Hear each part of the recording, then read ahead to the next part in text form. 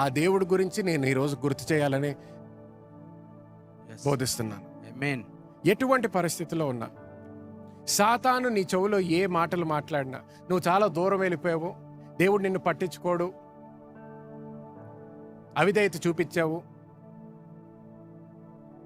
నువ్వు ఏం చేసినా, ఫస్ట్ ఆఫ్ ఆల్ ఇక్కడ ఉన్న వాళ్ళు ఎవ్వరు కూడా పాల్ చేసిన దాన్ని దాటారని నేను అనుకోవట్లేదు.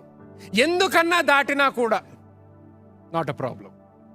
ఎందుకంటే నువ్వు ఏ కార్యము చేసినా అది యేసుక్రీస్తు రక్తాన్ని మాత్రం దాటి చేయలేవు నువ్వు. ఆమేన్. హల్లెలూయా.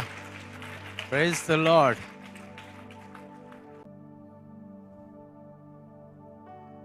టెక్నికల్గా మాట్లాడితే మాథ్యూ, మార్క్, లూక్, జాన్ కూడా చాలా మట్టుకు ఓల్డ్ టెస్టమెంటే. ఎందుకు? నిజంగా నూతన నిబంధన ఎక్కడ మొదలైంది? యేసుక్రీస్తు మరణము ఇంకా పునరుద్ధానముతో నూతన నిబంధన మొదలైంది. అక్కడి నుంచి నువ్వు సరిగ్గా క్యాలిక్యులేట్ చేసుకుంటే చాలా మట్టుకు రాసిందంతా ఎవరు? పాల్. ఇదిగో పోయి పాల్ని ఎందుకు వాడేవయ్యా? లూక్ ఉన్నాడు కదా, నీకు చదువుకున్నాడు, మంచిగా డీటెయిల్డ్గా రాస్తున్నాడు అంతా. నీ లైఫ్ ఇంకెవ్వరు రాయనంత మంచిగా రాశాడు. మార్క్ అంటే ఏదో పరిగెత్తుకుంటూ రాశాడు, అంతా డీటెయిల్స్ అన్ని పక్కన పెట్టేశాడు, పడపడ అనుకుంటూ వెళ్ళిపోయాడు. లూక్ అయితే ప్రతి డీటెయిల్ రాసు. అంత మంచి చదువుకున్న డాక్టర్ ఉన్నాడు, ఆయనతో చేయించు కదా, ఆయనతో ఫౌండేషన్ అయ్యొచ్చు కదా, ఆయనతో పునాది అయిపోయొచ్చు కదా ఈ సంఘానికి.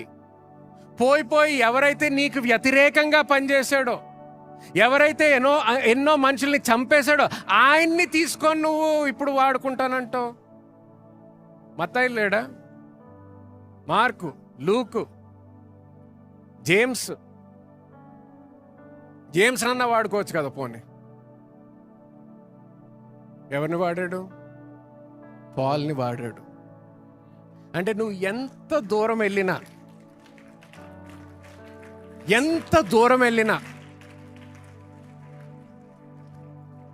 ఆయన ఒక్కసారి ప్రణాళిక చేసుకుంటే మనకి ఉదాహరణగా కూడా ఉండడానికి.